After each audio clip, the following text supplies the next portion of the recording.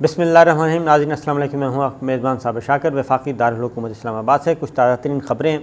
خبریں کافی امپورٹنٹ ہیں اور اگلے 6 ماہ سے لے کے سال تک اس کے اثرات آئیں گے، اور وہ ہے پاکستان اور انڈیا کے درمیان اور انڈیا اور چائنا کے درمیان، کیونکہ انڈیا نے حال ہی میں روس سے دفاعی نظام خریدا ہے۔ S-400 کہتے ہیں اس کو، روسی میزائل کا دفاعی نظام اس کو بولتے ہیں، کافی ایڈوانس ہے اور یہ خریدا ہے اور اب اس کو نصب کرنا ہے، اور نصب کرنے کے لیے لوکیشن انڈیا نے کون سی لی ہے اور کیوں لی ہے یہ آپ کو بتاؤں گا۔ اگر آپ نے چینل کو سبسکرائب نہیں کیا تو سب سے پہلے چینل سبسکرائب کر لیں، بیل آئیکن کو کلک کریں اور ویڈیو کو لائک ضرور کیجیے گا تاکہ آپ تک ہماری ویڈیوز بر وقت پہنچتی رہیں۔ اور پاکستان نے بھی جواباً، پاکستان کی بھی تیاریاں بھرپور ہیں اور پاکستان بھی اپنی دفاعی صلاحیتوں کو بڑھا رہا ہے، اور یہ سب کچھ اچانک نہیں ہو رہا، بلکہ جب سے خاص طور پہ کشمیر کے معاملے میں انڈیا نے ایک یک طرفہ طور پہ فیصلہ لیا تھا، اور اس سے پہلے فروری 2019 جو کہ بالاکوٹ آئے تھے، ایک ناکام حملہ کیا تھا، اس کے بعد پھر پاکستان نے اس کو سبق سکھایا، 2 جہاز، اور پھر ابھی جو حالیہ ہوا ہے بپن راوت کا قتل، ہیلی کاپٹر تباہ، یہ سارے آپس میں تانے بانے ملے ہوئے ہیں۔ اور چائنا نے یہاں تک کہہ دیا تھا کہ بپن راوت کا جو قتل اور ہیلی کاپٹر کا جو تباہ ہے اس کے پیچھے دنیا کی بڑی طاقت امریکہ ہے، ہم نہیں، یہاں تک بھی کہا، کیونکہ انہوں نے کہا تھا کہ S-400 جو روس سے نظام خریدا جا رہا ہے یہ اس کا بدلہ لے رہا ہے، کیونکہ امریکہ اس کی مخالفت کر رہا تھا۔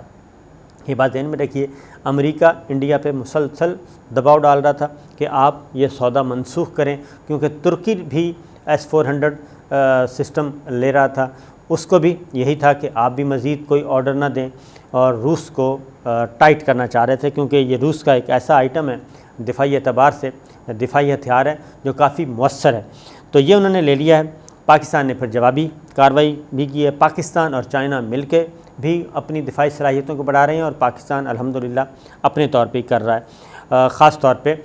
یہ کیوں اس کی ضرورت پیش آئی؟ اس کی ضرورت اس لیے پیش آ رہی ہے، کیا آنے والے دنوں میں کوئی زیادہ ارادہ ہے انڈیا کا، کوئی ایگریسو موڈ ہے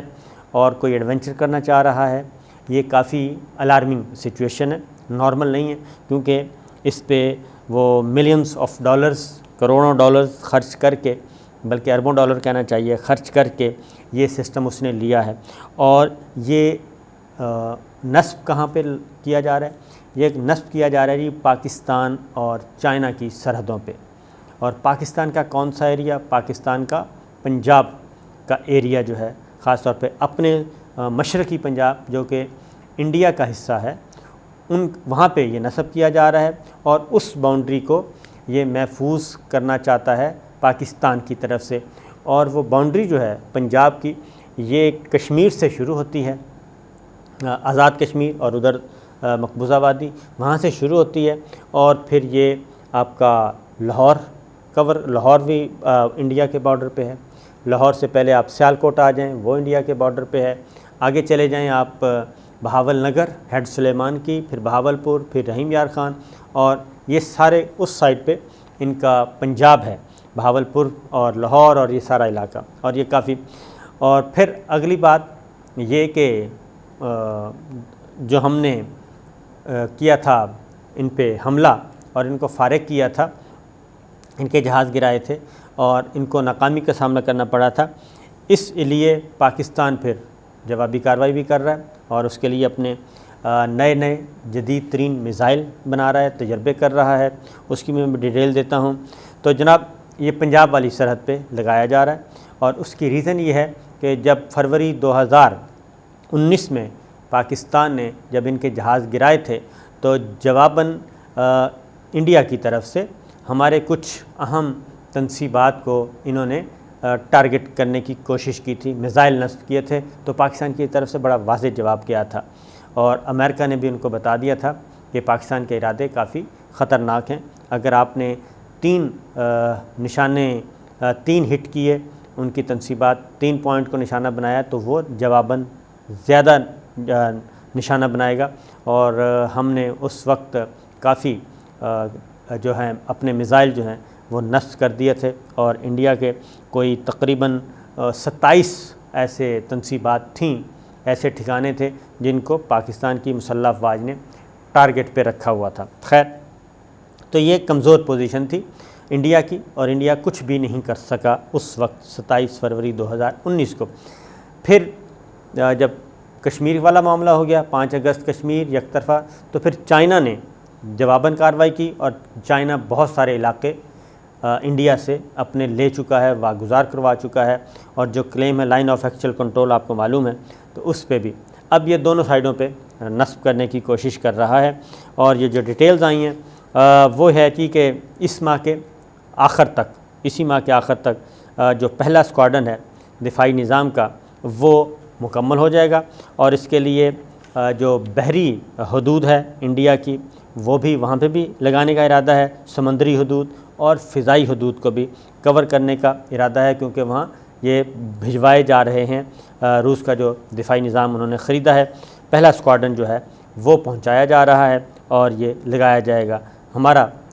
گوادر بندرگاہ، اور پھر اس کے بعد آگے جائیں گے، گوادر کہہ رہا ہوں، کراچی بندرگاہ، وہاں پہ بھی یہ کیا جائے گا۔ اور ولادیمیر پوٹن جو ہیں وہ پچھلے دنوں انڈیا کے وزٹ پہ تھے، اور ان کے وزٹ کے دوران ہی بپن راوت جو ہیں ان کو نشانہ بنایا گیا تھا۔ یہ بھی آپ ذہن میں رکھیے، 5 دفاعی میزائل سسٹم کی خریداری پہ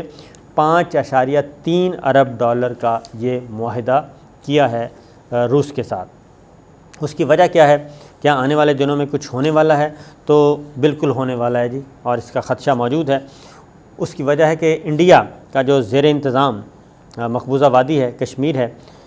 اس میں اب اس کی نئی حد بندی جو ہے وہ کی جا رہی ہے، یعنی مزید آگے بڑھا جا رہا ہے، اور اس میں حد بندی کمیشن نے رپورٹ بھی سبمٹ کر دی، اور اس میں جو نئی حد بندیاں اور نئے حلقہ بندی نئی ہوئی ہے، اس میں کچھ علاقوں میں حلقے بڑھا دیے گئے ہیں جو مقبوضہ وادی کی اسمبلی ہوگی اس کے لیے، اور کچھ کے زیادہ بڑھائے گئے ہیں، اور وہ اس طریقے سے حد بندی کی جا رہی ہے خاص طور پہ کہ جو ہندو آبادی ہے اس کو زیادہ سے زیادہ فائدہ ہو، یا ہندو نواز جو علاقے ہیں بی جے پی کے اور RSS کے، ان کو محفوظ کیا جا رہا ہے۔ اور ایسی کیا کہنا چاہیے انتخابی حد بندیاں ہو رہی ہیں کہ میکسیمم وہاں پہ بی جے پی کے لوگ جیتیں، اور ہندوؤں کی اکثریت ہو جائے کسی نہ کسی طریقے سے، یا ہندو نواز جماعتوں کی، اور جو 5 اگست 2019 کے اقدام کے خلاف ہیں وہ نہ آئیں، اور آنے والا جو الیکشن ہو مقبوضہ وادی کا، اس میں جو میجورٹی ہے وہ بی جے پی اور ہندو دلی نواز جو جماعتیں ہیں ان کو حاصل ہو، تاکہ جو 5 اگست 2019 کا اقدام کیا ہے دلی سرکار نے، مودی سرکار نے، اس پہ ٹھپا لگوایا جا سکے مقبوضہ وادی کی نئی اسمبلی سے۔ یہ ہے پورا ٹارگٹ، اور اسی کی بنیاد پہ کیونکہ انریسٹ ہونا ہے، رد عمل آنا ہے، نہ پاکستان نے اس کو تسلیم کیا ہے، نہ چائنا نے تسلیم کیا ہے، نہ ہی اقوام متحدہ نے تسلیم کیا ہے، اور مسلسل اس میں اضافہ ہو رہا ہے۔ یہ جو نئی حد بندی کی ہے، یہ اب اس کا ہے کہ کمیشن نے جموں کے لیے 6 اضافی نشستیں، جبکہ وادی کشمیر کے لیے صرف 1 نشست کا اضافہ کیا ہے، یہ تجویز دیا ہے۔ اور جو نئی حد بندیاں ہوئی ہیں اس کو یکسر مسترد کر دیا ہے جو آزادی کی تحریک، آزادی کے متوالے ہیں، انہوں نے تو کیا ہے، بلکہ جو دلی نواز جماعتیں ہیں، فاروق عبداللہ، عمر عبداللہ، محبوبہ مفتی، انہوں نے بھی نہیں مانا، اور جو دلی نواز جماعتیں تھیں ماضی میں، اس وقت کیا کرتی ہیں، ان کا ایک اتحاد ہے، انہوں نے بھی مسترد کر دیا ہے۔ یہ جموں کشمیر کی اسمبلی کی سیٹوں کے اثر نو حد بندی والا کمیشن جو ہے وہ کئی ماہ پہ اس نے کام کیا، اور لوکلی ان کا بائیک آؤٹ کیا گیا، اور مسودے تیار ہو چکے، اور اس میں یہ تجویز یہ کی گئی ہے جی کہ جموں کا علاقہ ہے، اسمبلی کی سیٹیں 37 سے بڑھا کے 43 کی جا رہی ہیں، یعنی 6 سیٹوں کا اضافہ کیا جا رہا ہے، اور وادی کشمیر میں 46 سے بڑھا کر 47، یعنی کہ صرف 1 سیٹ۔ اب یہ جو جموں کے علاقے ہیں، یہ آپ ذہن میں رکھیے گا سادہ کہ یہ ہیں